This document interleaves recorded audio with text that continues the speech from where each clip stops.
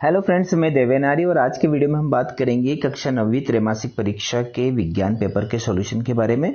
तो फटाफट आप मेरे साथ यहाँ पर देख लीजिए आप क्या आंसर्स करके आए हैं और सारे सही आंसर मैं आपको बताने वाला हूँ, क्योंकि हमने वीडियो बहुत सारे डाले हैं विज्ञान से संबंधित। तो पहले भी आपकी तैयारी करवाई थी, उसी में से क्वेश्चन भी आए हैं। तो आप यदि आगे के सब्जेक्ट की तैयारी करना चाहते हैं, इस चैनल को पहले सब्सक्राइब कर लें और बेल आइकन को प्रेस कर दें। चलिए, पहला क्वेश्चन था पदार्थ की अवस्था। इसमें आयतन तो निश्चित होता है परंतु द्रव्य का आकार निश्चित नहीं होता है। जैसे कि मान लो हम पानी है ना, पानी यानी कि द्रव, इसका आंसर क्या है? द्रव। पानी को हम किसी भी जो है नापते हैं तो लीटर में नापते हैं, तो उसका आयतन तो निश्चित होता है, लेकिन उसका जो आकार होता है वो जिस पात्र में डालते हैं उसी पात्र का आकार वो ले लेता है, इसलिए इसका सही उत्तर रहेगा द्रव। न्यूनतम विसरण का गुण किसमें पाया जाता है? ठोस में पाया जाता है, क्योंकि ठोस क्या है? पदार्थ की वो अवस्था है जो फैलती नहीं है, मतलब बहुत कम फैलती है। गैसों के किस गुण के कारण उन्हें सिलेंडर में भर के रखा जा सकता है? जैसे हम गैस की टंकी में गैस जो है भर के रख सकते हैं, तो संपीड्यता का गुण होता है। और पदार्थ की कितनी अवस्थाएं होती है? डेफिनेटली 3 होती है। और 2 या 2 से अधिक पदार्थों का समांगी मिश्रण क्या कहलाता है? विलयन कहलाता है। क्वेश्चन 5 हो गया आपका। क्वेश्चन 6 की बात करें, विलयन का वह घटक जो दूसरे घटक को विलयन में मिलाता है उसे क्या कहते हैं?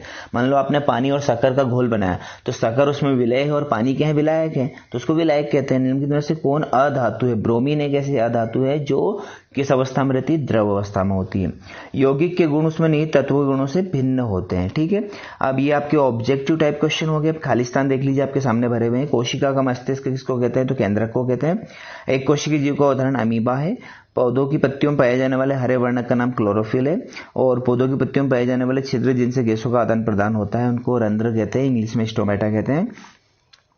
वे ऊतक जो निरंतर विभाजित होते रहते हैं उन्हें कौन से ऊतक कहते हैं? विभाज्योतक ऊतक कहते हैं। और आरबीसी यानी कि लाल रुधिर कणिकाओं का जीवन काल 120 दिन होता है। प्रकाश संश्लेषण की क्रिया में ऑक्सीजन गैस निकलती है। ध्यान रखना, कार्बन डाइऑक्साइड तो करके नहीं आए है ना, है ना। कार्बन डाइऑक्साइड तो इसके लिए जरूरी होती है। जल का क्वथनांक कितना होता है? तो जल का क्वथनांक 100 डिग्री सेल्सियस होता है।